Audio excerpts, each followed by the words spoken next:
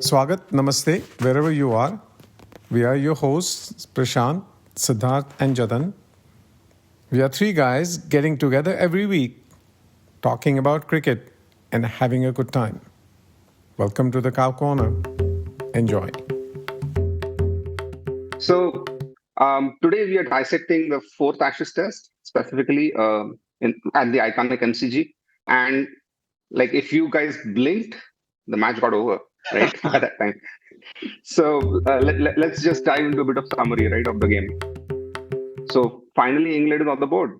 Like, wow, what a test match, right? I mean, this was obviously a match on fast forward wrapped in just 2 days. But while it was packed with drama, you have to really still ask, is a 2 day finish really a good advertisement for Test cricket? But we'll get to that later. Overall, England won the toss. They bowled on a really spicy pitch with 10 millimeters of live grass.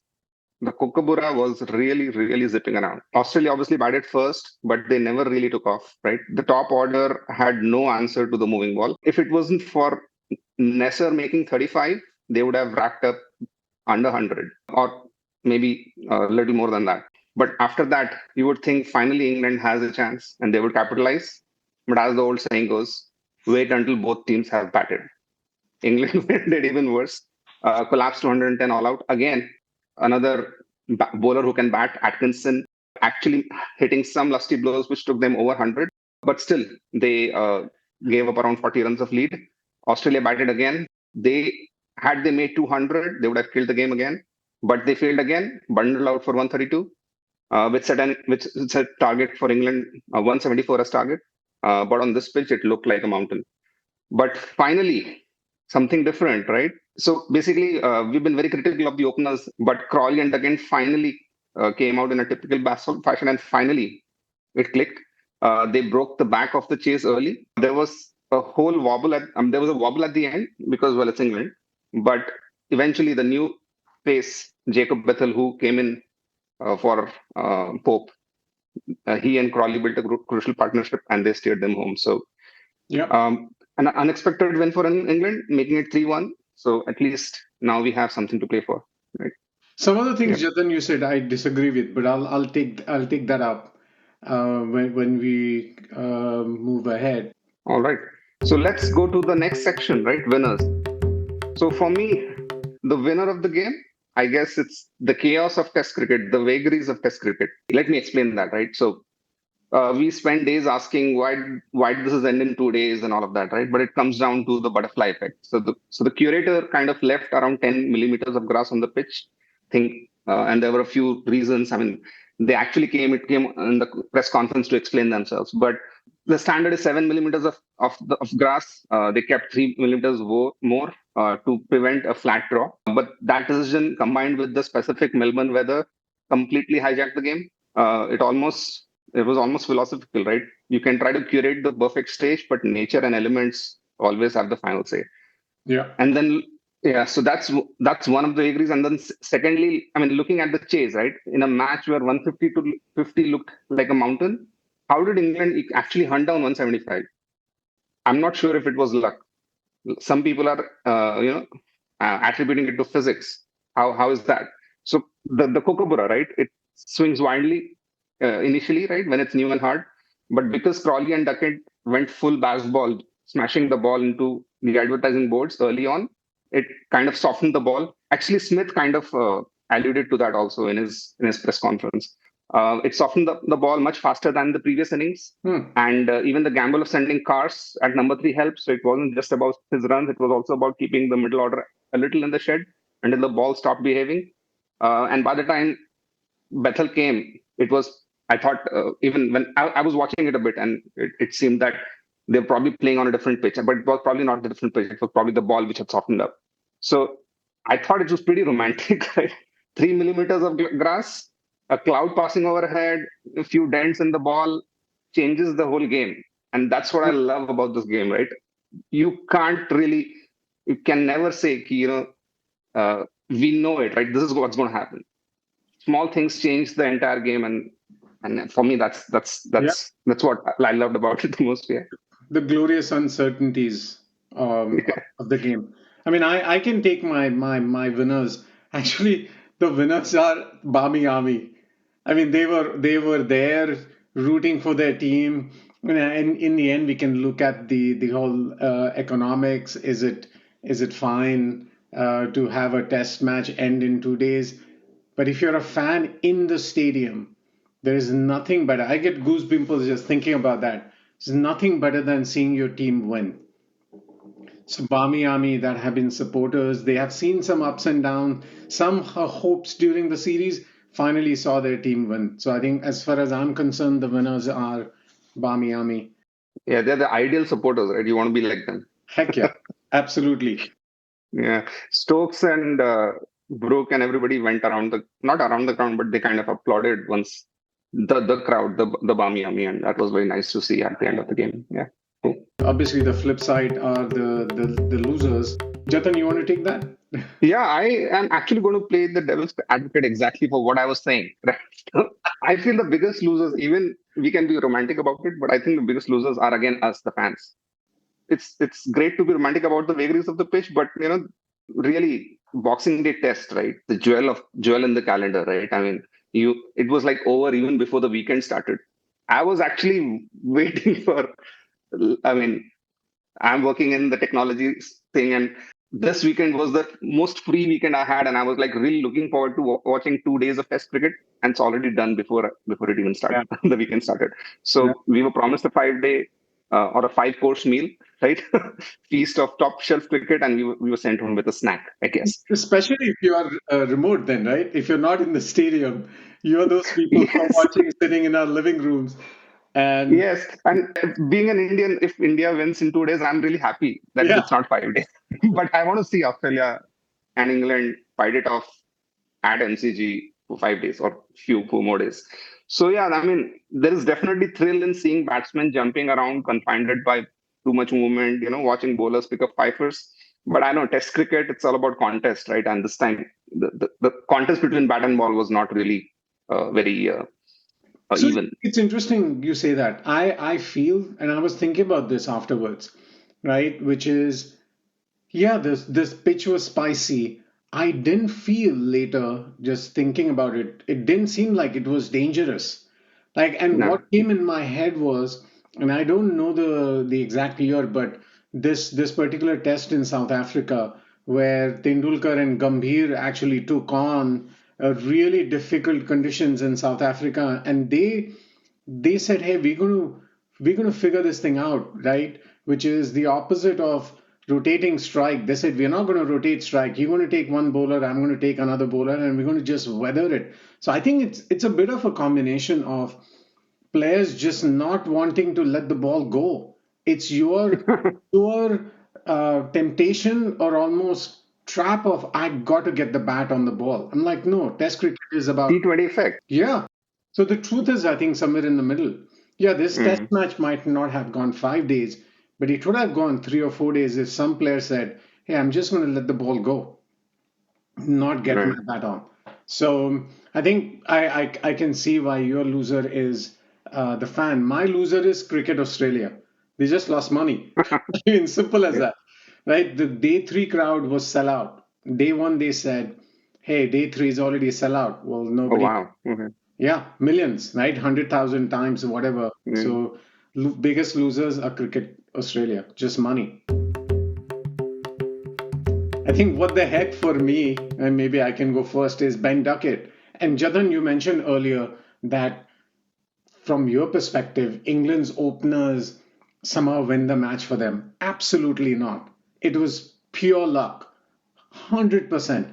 Ben Duckett would have gone 5 times already in his innings. I actually was didn't it was too early for me in the morning, so I kind of missed that. But maybe Yeah, I watched it okay. ball by ball, and this is the what the heck moment was when Ben Duckett finally had a forward defensive stroke. He's an opener. Bami Ami Mm. actually cheered, and I'm like, what the heck?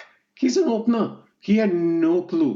He And had that's why I don't want them absolutely in no that English. clue. And then he tried to do a reverse sweep, all kind of nonsense, They all are. pure luck, pure 100% luck. Zach Crawley, maybe, he was showing courage. Ben Duckett was totally lost. He was smiling. I mean, I would sack him right away. I don't want him to be my opener. So what the heck was, he's an opening batsman, gets cheers for doing a forward defensive shot on a pitch that was spicy, but not unplayable. But that's where I disagree with you that somehow the openers clicked. No, pure luck Okay, point taken. Yeah. is my take. Okay, our next section is MVP, the most valuable player, right? So my choice might be a little different, but I think for me, the MVP was Brandon Cars, right? So let's think about the context. Jofra Archer is out of the series, probably, right? Leaving a massive hole in the attack. Josh Tongue, very erratic, got a five for sure, but he got the headlines also, right? But I think Cars was the one who truly stepped up when the game was on the line. So in the second innings, especially, he didn't just take four wickets, right? He was obviously the leading wicket taker in the second inning. He took four wickets, but not just any four wickets. I mean, Yeah. he took the wickets that mattered. He broke the back of Australian batting by removing the informed Travis Head and the centurion Alex Carey, right? Both of them very dangerous. I mean, if they could put together 50 each, the game's out of your reach. And Yeah. guess what? He took the first innings top scorer, Nesser, as well as Stark, who's getting back his batting touch in a way. So I think those were four important wickets. Yeah. He essentially stopped Australia from setting an impossible target. And then the cameo at number three. I think that was interesting. Of course, I'm sure that it was Stokes' call, but it was a brave move. We have to agree to go out at number three with the ball doing all kinds of things.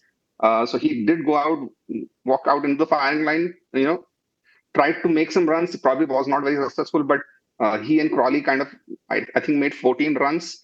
Again, 14 out of 175 is almost like 10th of it, so it helps. But he did take the shine off the ball also. The ball softened further, and that kind of helped Jacob Bethel probably even more because once he came in, the ball was not doing that much, and Bethel was able to score. You know, So, Jatan, when you're describing this, what the other memory that popped in my head, being generationally maybe in a different era than you or Siddharth, is there was a time in Indian cricket when we didn't have fast bowlers. So, in order to get rid of the shine, you would bring Gavaskar to come and bowl, like hit the pitch so that the ball becomes old. Cars did the opposite from a right. batting perspective. He's not a batter. Your one down is you're scared to send your top order. I mean, I think England was terrified to send Bethel or whoever. They're like, okay, let's send Cars Yeah. to somehow do something to the Yeah, ball they with his wanted probably bat, him to which hit a is couple kind of of boundaries or so. He probably didn't do that, but it still spent time in the middle, yeah. whatever it was. Yeah, so that's for me is my MVP, Prashant. For me, Mitchell Stark all the way. I mean, I watched him bowl even in the second innings. With a little bit of luck, he would have ran through England innings. I have no doubts in my mind. I mean, he was all fired up and he just didn't get the wickets. They got to 30, 40 runs, just pure luck.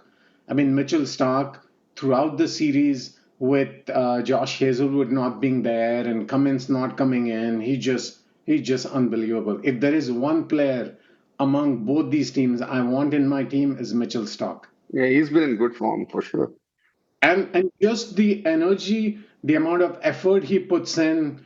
And I've realized other thing, by the way, is no trash talk. Yeah, he has a smile on his face almost. Yeah, exactly. I For was an Australian bowler, you don't expect that. amazing. And I mean, I'm a big fan now of Mitchell Stark, and he's like really old, quote unquote, right? And recently compared with Wasim Akram, and some people think he's probably the best left arm pacer ever to bowl. I mean, it just for me, it's Let's not go there. for this. Yeah, fair enough, right? But just to be compared with Wasim Akram, Yeah, and Mitchell true. Stark said, he's like, come on, Yeah, he passed his tally of test wickets. wickets in less number of tests, but just Hmm. the effort, and skills. So, we have talked about this before, aptitude and attitude, both. Just effort isn't enough. But for me, Mitchell Stark all the way is MVP. The Boxing Day ended as in a just 2 round bout, like, Hmm. which is Knockout. knockout, but at least the teams who are at it, I would not blame the curator here. The pitch wasn't No. playable. It's just also a combination of whether the players want to apply themselves for a long haul. Like you need the Pujaras of the world, right? I'm going to take the blow. I'm not going to touch the outside off stump ball. I want to stay here longer. I didn't see that in either of those teams. They want to get bad on the ball, which is a new brand of cricket. So, funnily, I almost thought that I hope England loses this match just to be very clear where they stand as a test team. This win, I hope doesn't throw them off and say, "Oh, we can win. Maybe we have something." I'm like, no, your top order is horrible. Maybe Zach Crawley is okay. Ben Duckett, Ollie Pope, Ben Duckett especially, no way. I mean, and they have some serious issues in their batting lineup. So I was kind of hoping that they don't win so that the message is clear and doesn't give them a false sense of some accomplishment. But the big but is I think it's good for a team like that who has brought spirit, different spirit to the game to win every now and then, right? You don't want people to lose faith in that brand of cricket. So Ashes, we all always look forward to it. I was kind of reminiscing a little bit with being in Melbourne last year. And glad because we had day 3 tickets and it would have been totally bad not being able to go there. Oh, in India does better than England. Correct. Fair enough. So Yeah, the fifth test is no longer a formality. It's a genuine contest. So looking forward to Sydney. yeah, actually, either way, if you take the whole series thing out of the picture, the reality is every test is in of itself is a big And it production. also has World Championship points at stake, by the way. So That's it's true. definitely not. It's definitely not a formality. But I mean, as a fan, right? If England's down 4-0, I'm probably not going to be interested in the Sydney Test. But now I am. I guess signing off. Cow Corner, episode 3. All right. See you. Thank you.